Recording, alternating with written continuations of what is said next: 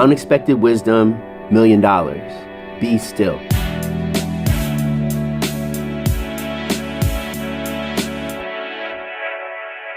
Not cool, Nana.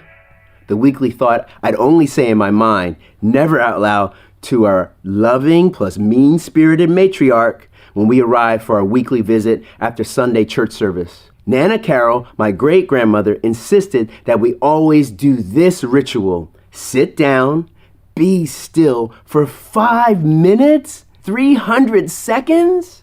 I felt as though that command was the cruelest and most inhumane sentencing any human being could bestow upon me. My life was wasting away sitting at her feet as she slowly rocked back and forth in her rocking chair, and I listened to the creaking of the floorboards. Oh, the horror! Now don't get me wrong, I love me some Nana Carroll, right up to that moment that she uttered those 2 awful words, be still. I always held out hope that maybe, just maybe, this time when I entered the room, she would simply greet me, give me a hug, and send me on my way to play. I never got a pardon from the 300 seconds of silent torment.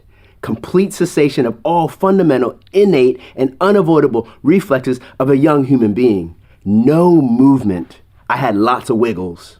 It's good to see you boys again, Nana Carroll would say in her all sweet and devilishly kind voice. Now, before you go out to play, I need you to be still for 5 minutes. I always surrendered to her command, just like a good grandson. 300 seconds. It always seemed to take me just a bit longer than my brothers to settle down, and Nana would simply touch my head or my shoulder with one of her hands to assist me in slowing down. 245 seconds. A few more squirms, a few more fits of fidgeting, and then the silence. I always noticed that I could see all sorts of things with my ears when I was still.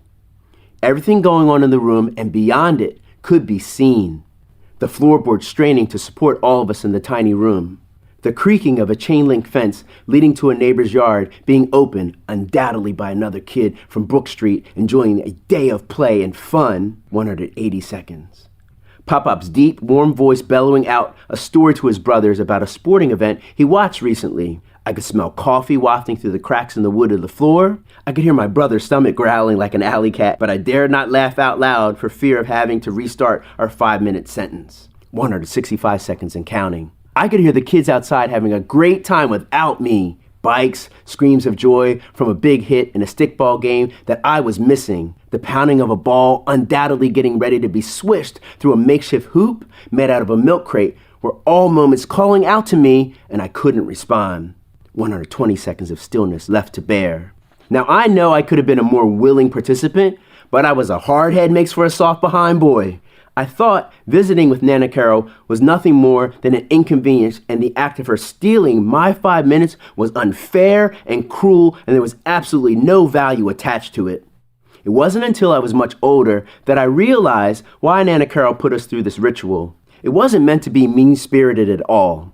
She was sharing a very sacred and common practice from her Native American roots that she felt would benefit us once we gained more life experience. She was passing on a true gift, the art and power of being in the moment, being present, and taking in all that is going on, not being distracted by other things so much so that you miss an opportunity to discover something new and wondrous. Gaining awareness of how precious the seconds are every day and to value and maximize them. So the lesson, be where your feet are. Be still.